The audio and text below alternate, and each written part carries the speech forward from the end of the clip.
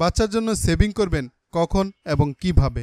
আমরা সবাই চাই বাচ্চার একটা সুন্দর ভবিষ্যৎ, কিন্তু বাচ্চার সুন্দর ভবিষ্যৎ তো আর এমনি এমনি হয়ে যাবে না। এর জন্য সঠিক পদক্ষেপ এবং সুপরিকল্পনা থাকা জরুরি। আজকের ভিডিওতে আমরা জানব আপনি আপনার শিশুর জন্য বা বাচ্চার জন্য কিভাবে সঞ্চয় করবেন।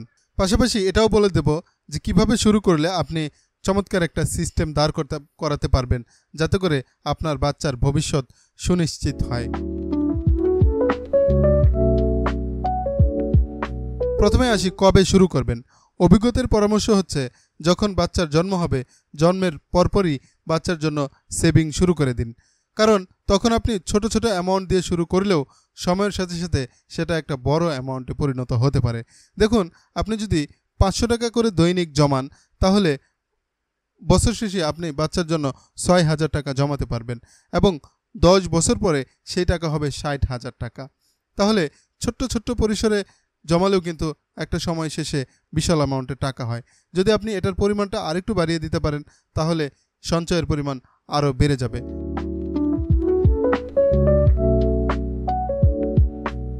বাচ্চার জন্য সেভিং করবেন কোথায়? সেভিং করার অনেকগুলো উপায় রয়েছে।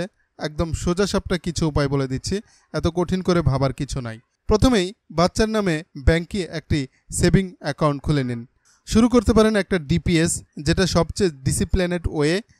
এটার মাধ্যমে টাকা জমানো সবচেয়ে সহজ।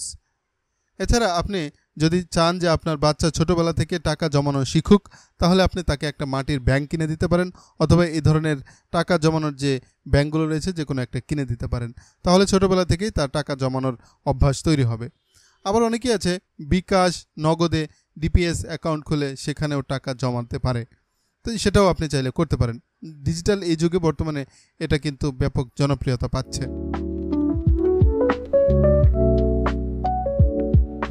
বাচ্চার জন্য সঞ্চয় আসলে কিভাবে করবেন? অনেকেই বলতে পারেন যে আমার তো আসলে ইনকাম লিমিটেড।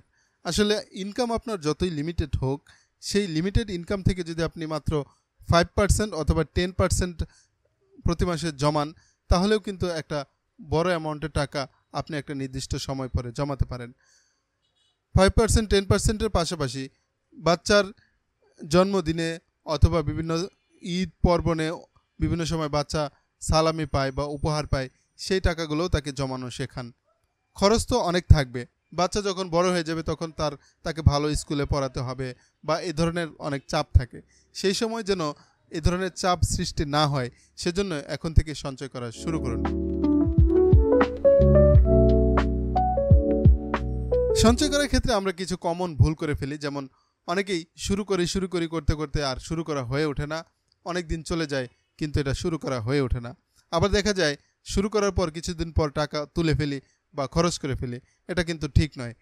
আর সবচেয়ে বড় ভুল হচ্ছে আজ নয় কাল, কাল নয় পরশু করতে করতে আমাদের অনেক সময় চলে যায়। তারপর আর কখনোই বাচ্চার জন্য সঞ্চয় করা হয়ে ওঠে না। একটা গুরুত্বপূর্ণ টিপস দিয়ে রাখি, সেটা হচ্ছে যদি আপনি ছোট থেকেই বাচ্চাকে সঞ্চয় করাতে শেখাতে চান, তাহলে ছেলেকে একটা বা মেয়েকে একটা মাটির ব্যাংক কিনে দিতে পারেন, যেটাতে সে টাকা জমাবে। জমানোর পর মাস শেষে সেই জমানো টাকা দিয়ে তাকে একটা খেলনা কিনে দিন। তাহলে কিন্তু সে বুঝতে পারবে যে টাকা জমালে সেখান থেকে ফল পাওয়া যায়। তাহলে পরবর্তীতে সে টাকার কদর বুঝবে। আপনি আজ যা করছেন তা আপনার সন্তানের জন্য বিরাট বড় সাপোর্ট হতে পারে আগামী দিনগুলোতে। বাচ্চার জন্য সেভিং করা মানে শুধু টাকা জমানো নয়, বরং এটা আপনার একটা দায়িত্ব। তাই দেরি না করে আজই শুরু করুন